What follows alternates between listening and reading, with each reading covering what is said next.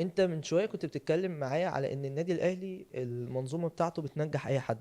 طبعا.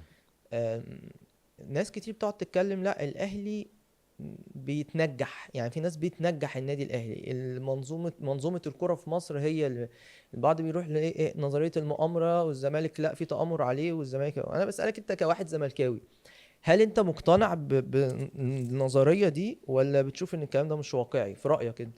بنسب. بنسب اه ازاي بنسب. بقى؟ انا بالنسبه لي اهلي وزمالك اجمد فرقتين. انا لعبت في نادي الزمالك، لعبت بجمهور، ولعبت في نادي من غير جمهور. امم. تفاصيل انك تتخدم، بتتخدم ازاي؟ طب ما انت في المحله مثلا امم. بجمهور طبعا، الحكم هو نفس الحكم، اه. بيزعق بطريقه معينه. تيجي وانت في نادي الزمالك بيعمل احترام، بيتعمل احترام للنادي الزمالك، بتعمل احترام للنادي الاهلي. امم. العامل الجمهور برضو بيأثر على الحكام في التفاصيل المعاملة. الإعلام نفسه اه. لما يجي يهاجمني، لو أنا في النادي الأهلي مش هيهاجمني، وأنا في النادي الزمالك مش هيهاجمني زي ما أنا في المحلة. اه. بيبقى لها مقاييس، بيعملوا مقاييس في كل حاجة. امم. ولوجيك قوي إن الأهلي والزمالك يبقى الواجهة بتاعتك، وأنت مش بتتنجح، أنت بتتنجح بعوامل مؤثرة. هنا وهنا بتحصل. هنا وهنا. اه طبعا. يعني الموضوع ملوش علاقه بالاهلي، بس هو ان هو ممكن بيتجامل زي شوية، ما البعض بيحاول. شوية صغيرين شويه ايه بس. بقى؟ شويه زي ايه مثلا؟ شو لا، انت خلاص النادي الاهلي البطولات الاكتر، بدل ما بتدي حق رعايه لنادي الزمالك، بتدي حق رعايه للنادي الاهلي مليون، خلاص ندي الزمالك 700 او 600. يعني انت فاهم. بتشوف ان الكلام ده متعمد ولا؟ ما انا بقول لك آه. بطولات النادي الاهلي موجوده ايوه. وحق، اه. والسبونسر اللي جاي خلاص عارف هنا النجاح وهنا التفاصيل. والاستقرار. ماشي، ما هو في نادي الزمالك نجاح، وقف جنبه واديله برضه نفس امم. القيمه على قد اسمه. سيبك من الفتره اللي احنا كنا فيها، العشر سنين اللي فاتوا، ولا التفاصيل دي كلها. ادي قيمه نادي الزمالك، ما بس هو ماشي، اديني قيمتي ممكن بس. بقى ممكن بقى شركات الراعي تيجي تقول لك ايه؟ طب ما هو في الزمالك مثلا شويه تيجي يبقى في مجلس اداره فيمشي، تيجي لجنه، فيجي بعديها مجلس اداره يمشي، يجي لجنه، فانا كراعي هروح لنادي الزمالك. ما هي دي حاجه برضو مظلوم فيها نادي الزمالك، هو فكره عدم الاستقرار اللي على طول موجود في النادي. مؤخرا بقى في مجلس اداره هو كويس محترم موجود شغال، لو استقر بشكل كبير جدا اعتقد الرعاة هيروحوا لنادي الزمالك، لان اسم نادي الزمالك كبير جدا، نادي الزمالك فاهم. قيمه كبيره. طبعا. بس هل بتشوف ان دي كانت فعلا الاسباب اللي اثرت في اخر 10 سنين على نادي الزمالك، ان مثلا رئيس النادي السابق مثلا كان يقعد يطلع وصوت عالي وبعض في الكويس، في حاجات منه كويسه طلعت وجاب بطولات، وفي انا خسر مش وخسر بقيمه، كتير. لا انا انت بتكلم على الجانب بتتكلم، بتاع الرعاة ده. ماشي، ان جانب انت الرعاة. انا بتكلم عموم، انت اه. كدولة، اه. انت كمصر. نادي الزمالك لا خلاص عنده مشاكل. في شركات، ابعد عن الدولة، لا الدولة مش مالهاش خلاص، علاقة. ما هو في هو شركات. خدمك، هو خدمك خلاص. انت في الديون مثلا خلاص في استقرار، شالك بعض الديون، وقف جنبك. اصل نادي مين شعبي. اللي شالك؟ الدولة بتاعتك في التأمينات بدل ما تاخدها 200 مليون دلوقتي قسطولك، وقف جنبك. ده حاجة امم. كويسة. في دي حاجة تعالى بقى كويسة على للدولة يعني، ان هي وقفت تمام. جنب الزمالك. انت خلاص شايف ان وقف الزمالك طبعا. اتخدم من اه الدولة؟ طبعا اوكي. تمام، هو اجباري باين يعني، امال اه. هندفع التفاصيل دي كلها منين؟ انت فاهم. امم. الجانب التاني حق اسم وبتشوف ان ده الزمالك. عادي؟ اه طبيعي، ما هو بيحصل في كل الانديه. اه. اسماعيلي بياخد، النادي الاهلي بياخد في مواقف النادي الاهلي قبل الكابتن محمود الخطيب انت او. قصدك على الدعم الوزاري اه ولا طبعا، قصدك على ايه؟ كله دعم وزاري ودعم، كل حاجه انت بتاخدها كفلوس انك تحل، او لو انت عليك مستحقات تصبر عليه. امم. يعني هنا الموضوع لحد اوكي. ما عشان العجله قيمة تمشي. الزمالك اه طبعا، وجماهيرية اسم هنا الزمالك يعني. الموضوع، مصر من غير الزمالك والاهلي، او اهلي طبعا. وزمالك. طبعا. وطبعا اسماعيلي معاهم، بس الاخص اهلي وزمالك امم. محلوله. انا بتكلم تنجحني، هتدي النادي الاهلي مليون، هو يستحقه على فكره، النادي امم. الاهلي يستحق المليون. اوكي. اديني انا 700 او 600، ما اه. تخليش الفرق ابقى انا 300 الف والنادي الاهلي انت مليون. بتشوف يعني ان هو ده بيبقى متعمد؟ مش عارف متعمد، او ممكن يبقى هم عندهم. حسابات. والله بجد يا امير، ممكن تلاقيها برضو هم عندهم الطريق انه يعرف يجيب لنفسه اعلى قيمة تسويقية بعلاقاته وببطولاته وبكل حاجة. بس انا بقول انك تبقى متعمد مع نادي الزمالك، ايه في اللي هو واقع الفترة ده، هو اديله انت فلوس عايز يعني تعومه. حد يقف جنب نادي اه الزمالك في طبيعي تقف مرحله هو جنبي، واقع ما انا فيها؟ عندي اوكي. اه. مشاكل اداريه، انا مش عندي مشاكل فنيه بس، انا عندي امم. مشاكل كبيره قوي بره. امم. فانت اقف جنبي هنا بس عشان امم. هم الواجهه بتاعتك. طبعا طبعا اهلي وزمالك.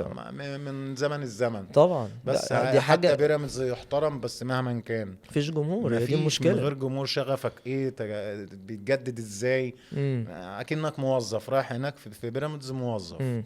بس تعال اسالك سؤال، بما انك زملكاوي قوي ومنتمي قوي من وانت صغير لنادي الزمالك، لو انت في فتره زي ما عدد من اللعيبه كتير جدا دلوقتي ممكن يبقى زملكاوي فيبقى جيله اوفر احسن من الاهلي او من اي نادي تاني فيروح، انت وانت في الزمالك لو كان جالك مثلا يا سيدي اهلي او بيراميدز ساعتها لو كان موجود بالشكل ده بالامكانيات دي واتعرض عليك مبلغ اكبر، كنت هتسيب الزمالك ساعتها لانك لعيب كرة محترف وتروح عشان رزقك واكل عيشك، ولا كنت هتفكر بعقلية المنتمي انا هقعد في مش الزمالك؟ موضوع منتمي، لا. امال ايه؟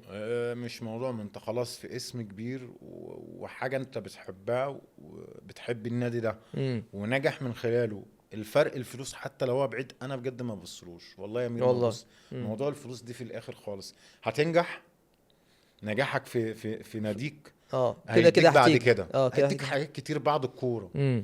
انت بتدور على التفاصيل المعينة، فرق 10 مليون 20 مليون في سنتين ثلاثة، بس قدام بعد الكورة لا. لو انت في نادي جماهيري زي النادي الاهلي او النادي الزمالك، انت عندك مستقبل، عندك حلول، عندك حياة، عندك شغل، امم. عندك اولوية انك تنجح اكتر، امم. عندك الاجواء اللي حواليك تنجحك. امم. فانك تبص من بدري قوي كده على الفلوس، ممكن الناس اللي بتبص الفلوس ظروفهم مش زي ظروفي انا، ما كل واحد له عقليه طبعا بيمشي طبعا. بيها. بس انا كصلاح هفكر كده، افضل في النادي اللي انا نجحت فيه وبروح منه منتخب مصر ومتشاف منه، وكده كده الفلوس هتيجي امم. قدام بقى بمنصب بحاجات تانية كتير هتجيلك فلوس يعني. انت نفسك يبقى تبقى موجود في منصب داخل نادي الزمالك في يوم من الايام؟ اه طبعا، يبقى شرف ليا طبعا. امم.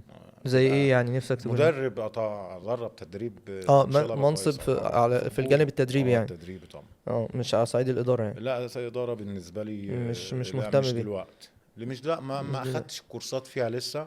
انا عاجبني موجودة قوي بس انا فكره انت من بفكر ان الاول انا عمال اخد فيها تتكلم الكورس. في موضوع الكورسات والكلام من ده، انا اجباري يا احب امير، قوي. اجباري. احب قوي الكلام ده لا لان اجباري غصب إيه زمان عنك. يا صلاح او من زمان ده لحد دلوقتي مم. في ناس بتعتمد على اسمها كنجم كبير جدا فتلاقيه راح يقول لك انا هترشح مجلس اداره. يا سيدي طب لا لا لا لا، لا في لا علم. انا اسمي فلان لا فلان. لا، في علم المفروض يجي اللي مثلا هو. واحد يروح يقول لك ايه انا هعمل برنامج. طب ماشي. يجي واحد يقول لك طب انا هدرب. طب فين يا ابني؟ خد الكورسات بتاعتك فين؟ مفيش. تبقى مؤهل عشان تنجح. فانا عاجبني قوي لان أنا اعرف صلاح سليمان واعرف اكتر من واحد مم. شغالين على الجانب ده. انا عايز ابقى مدرب بعد ما بطل وهم لسه بيلعبوا فاهم. بيشتغلوا ان هم ياخدوا الكورسات والدورات فاهم. وكلام من ده. فاهم. في ناس دماغها رايحه ناحيه الاعلان شغالين من دلوقتي عشان هم ياخدوا كورسات فاهم. برضه فدي حاجه كويسه. والتثقيف ده مهم كمان. طبيعي ينجحك ويخلي نجاحك اسرع. امم. الناحية اللي انت خبرات انت خدتها من الكورة مهمة جدا. امم. ما ينفعش تبقى معاك العلم بس الأكاديمي صح. بس من غير خبرات الملعب. صح. انت لازم صورة انت عشتها وتفاصيل. طبعا. بس لما تبقى معاك علم وانت عندك الخبرات الفنية تبقى جامد قوي. امم. طب انت معاك علم في الجوانب نفسية، امم. بتدرس الجوانب صح صح. الفسيولوجي والجانب بدني وجانب بتشغل دماغك بتفاصيل كده، بعلوم كتير مرتبطة بالكورة. اه. لما انا اشغل دماغي اخد 20% من ده، احسن واحد في الجانب النفسي راح اسمع منه اتعامل ازاي مع الناس، امم. والجانب البدني مين اجمد واحد اخد منه، امم. وكذا وكذا. مع خبراتك طبيعي تبقى مدرب جامد. طبعا. اكيد.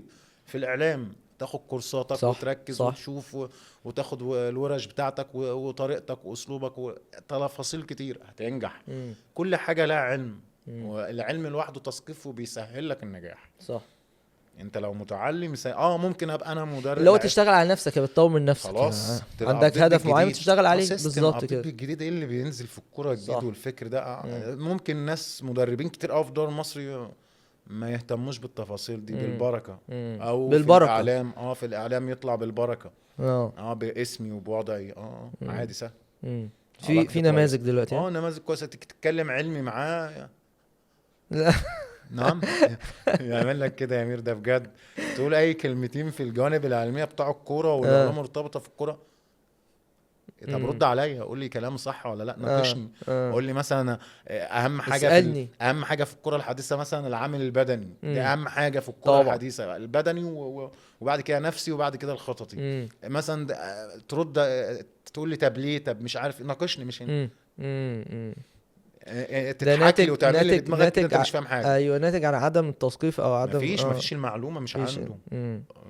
تلاقي يتكلم معاك في تفاصيل تانية مشكلة. فتسكت. تبقى مشكلة. مشكله. مشكلة. يفرق بقى يا امير المثقف اللي معاك يجادلك، اه. وزي ما انت بترد عليا طب ليه، طب مش عارف ايه، اه. طب ايه التفاصيل هنا، طب لا بيساعدك انت كواحد بقى نجادل يطلع حاجه كويسه. امم. انا هتفضل تأمن لي وتضحك لي كده ايه؟ امم. احنا خارجين مع بعض بنسبل ولا ايه؟ مش فاهم انا. ناقشني يا عم. اتكلم لا معايا يا جدع. ايوه كلمني كوره بقى، افهم، قول اي حاجه علميه ارحموني بس. اه.